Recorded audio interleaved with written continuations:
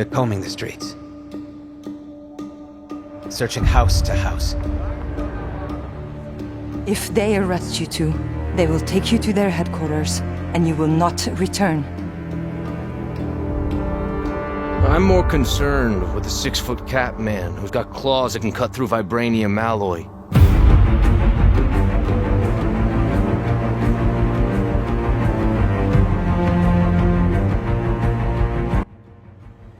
Marvel 1943 Rise of Hydra is a story-driven Marvel game set during World War II, and it's directed by Amy Hennig, yes, the Uncharted director. That name alone tells you everything about the direction here. Built on Unreal Engine 5.4, the character models they've shown are almost unreal. You could pause a trailer and genuinely mistake it for a movie shot. The game centers on Black Panther and Captain America teaming up during the war, a time period Marvel has never explored quite like this. But the bigger deal is the laser focus on characters and the story. This doesn't look like an open map stuffed with icons and busy work. It looks tight, deliberate and cinematic, but big moments, intimate character scenes and a clear start to finish narrative. The facial animation tech lets characters actually show emotion in a way most games still struggle with.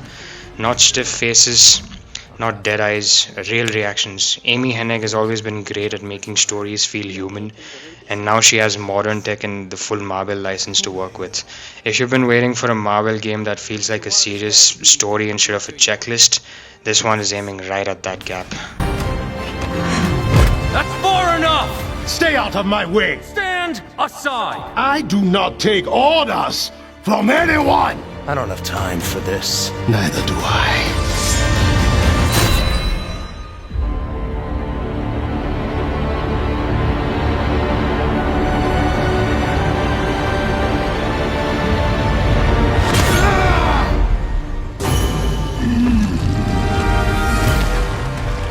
Not enough! I need more!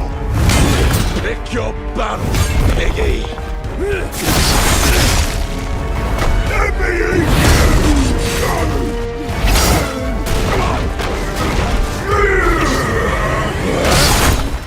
Musashi! We both want the same thing, Musashi.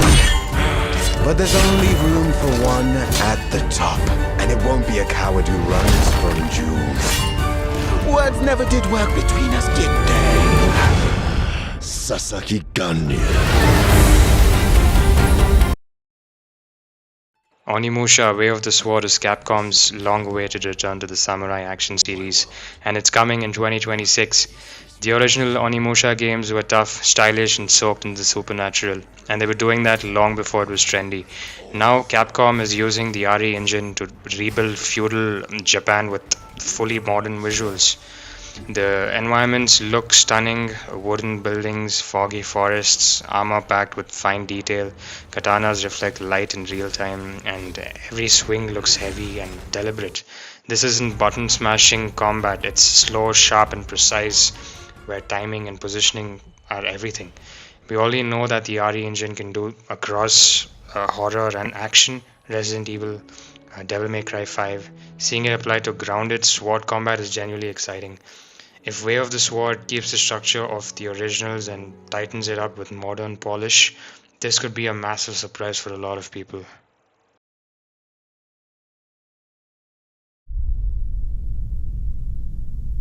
Do you feel it?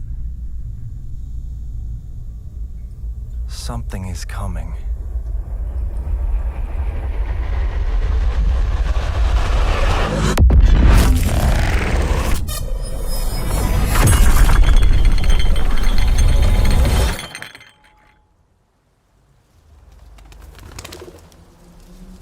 An intrusive pattern.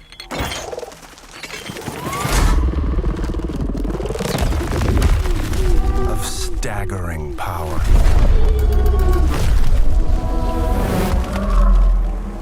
Reshaping reality as we know it. Everything we tried to keep inside eventually worms its way out.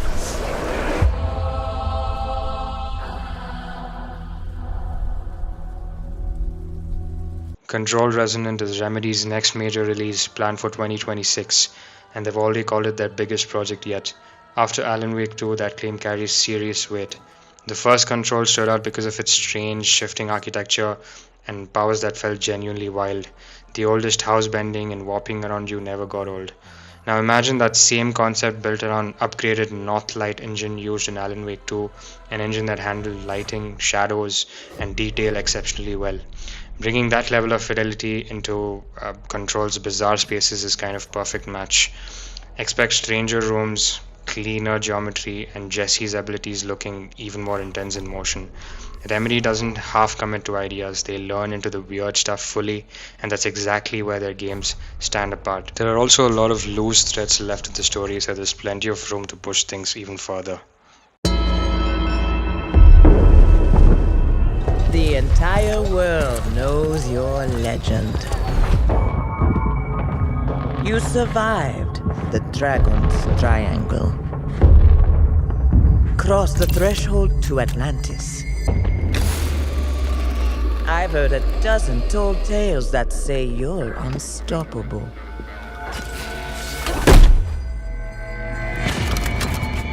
But I say, all legends must come to an end.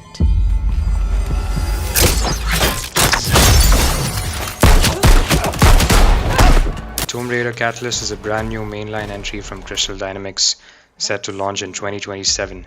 This isn't a remake or a side project, it's the next full chapter for Lara Croft, built entirely in Unreal Engine 5 from the ground up. The setting this time is northern India, and the early concept art shows massive spaces, towering mountain temples, dense jungles, and ancient ruins tucked into valleys. The last trilogy played well, but it was built on tech that had clearly been stretched to its limits. Catalyst doesn't have the problem. Everything is designed around modern hardware from the start, which likely means taller spaces, more layered levels, and puzzles that lean harder into movement and timing. Lara herself is getting a big upgrade too, more detailed animations, better facial work in story scenes, and more natural movement overall. Northern India gives Crystal Dynamics a lot to work with visually and culturally, and it feels like they finally have the tools to go all in without cutting corners.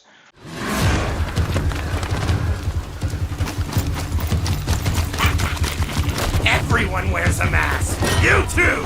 This is a real face! He let you live? What secret did you sell him?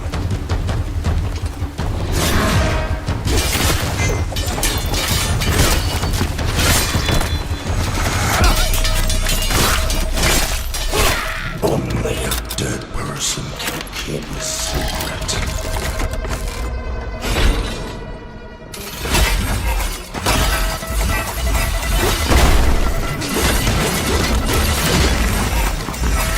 Phantom Blade Zero is an action RPG from S-Game, and it launches September 9th, 2026.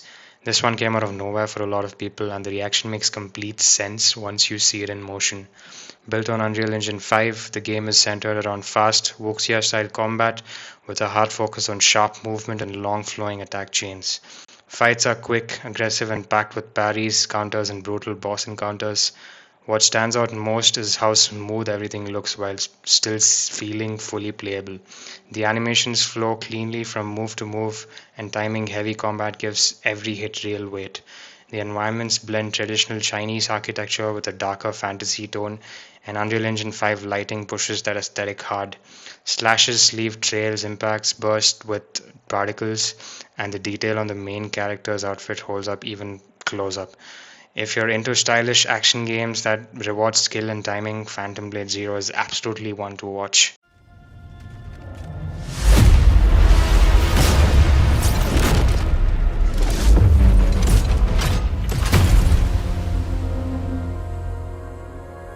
Who are you? I'm a friend. Celestials are the enemy of humanity. A relentless threat to our very survival. I can't do this anymore. Salvaging scraps just to get by.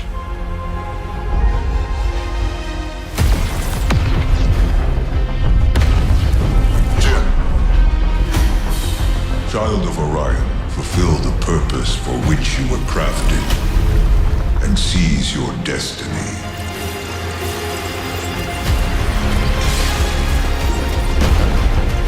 Our world is dying. You are the only one who can wield celestial tech and find a cure. Well, that's terrifying.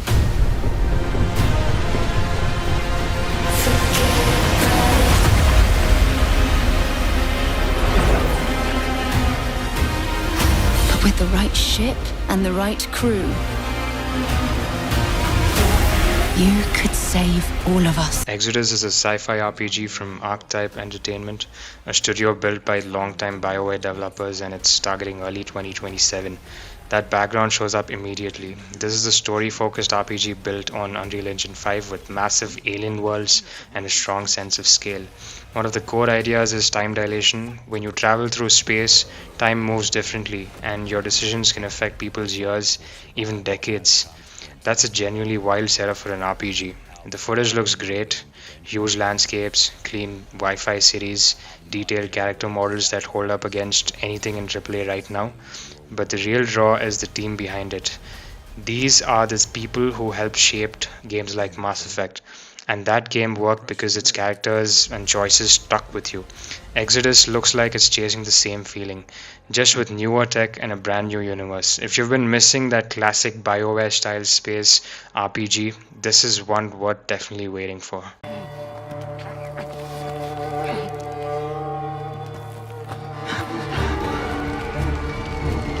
It must be here somewhere.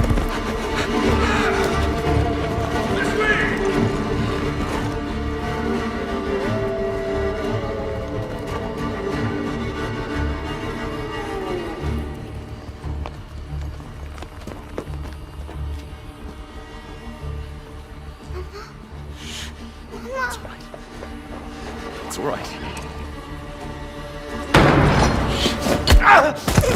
Lunka! Don't hurt her! You gave us quite the chase, young. Please, sir. She's just a child! Roderick, remind me, did I make an exception for children? No, sire. No. That would have been foolish, would it not? They spread the plague just as well as adults.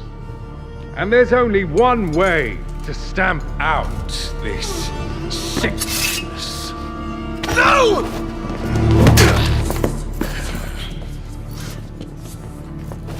Not just a runner, but a fighter, too. Had we met under a different moon, things might have ended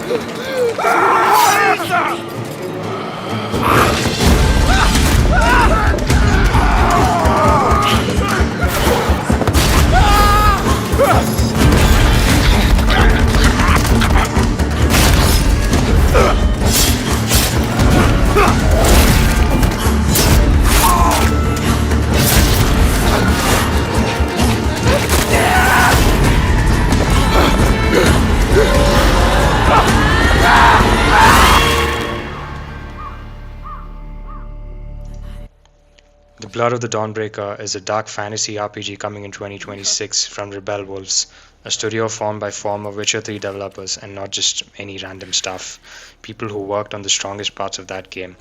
They're using Unreal Engine 5 to build a version of 14th century Europe, and it is not clean or heroic take.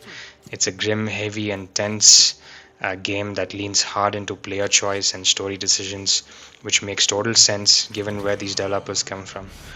The setting blends real European history with darker fantasy elements and vampire mythology, and it fits together really naturally. The footage they've shown feels thick with atmosphere. Towns look packed and lived in. Light comes from torches and moonlight instead of glowing game lamps. It looks grounded, not flashy. What stands out most is how personal this whole project feels. This doesn't look like a studio chasing trends. It looks like a team finally making the game they always wanted to make. If you love the tone and storytelling of Witcher 3 and want something new that still feels handcrafted, keep a close eye on this one. Blood spilled carelessly, like water.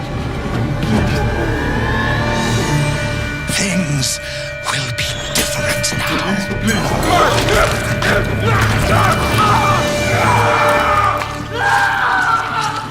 For all of you.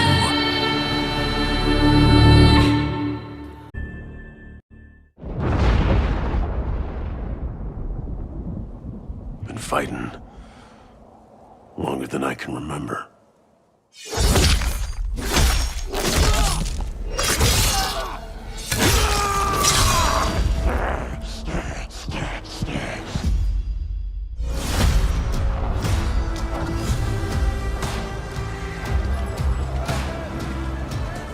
I'd like to say I'm not a violent man. The trouble just has a way of finding me. But I'd be lying. And the number one most ambitious game on this list, Marvel's Wolverine from Insomniac Games, a PS5 exclusive planned for fall 2026. Insomniac has been on an incredible run, and this one feels like their chance to go somewhere much darker than Spider-Man. This isn't a clean, friendly take on Logan. From everything they've shown, they're leaning into a rougher, more brutal version that actually fits the character. The claws look heavy, the hits look like they hurt, and even small details like the ray trace shine on the adamantium make it feel visceral in the best way possible. What makes this especially exciting is Insomniac's track record. They've nailed how Spider-Man moves, fights, and reacts to the world. So seeing that same level of care applied to Wolverine's rage, his healing factor kicking in mid-fight, the raw force behind every swing is genuinely a big deal. They're also talking up character detail, which likely means visible scars, damage, and wear as the game progresses. If they bring even close to the polish of Spider-Man 2, Marvel's Wolverine could end up being one of the most intense superhero games we've ever seen. So let me know in the comment section what game you are most excited for this year. Of course, apart from GTA 6 dropping in November. Drop a comment in the comment section, smash that like button, and I will see you on the next one. Peace.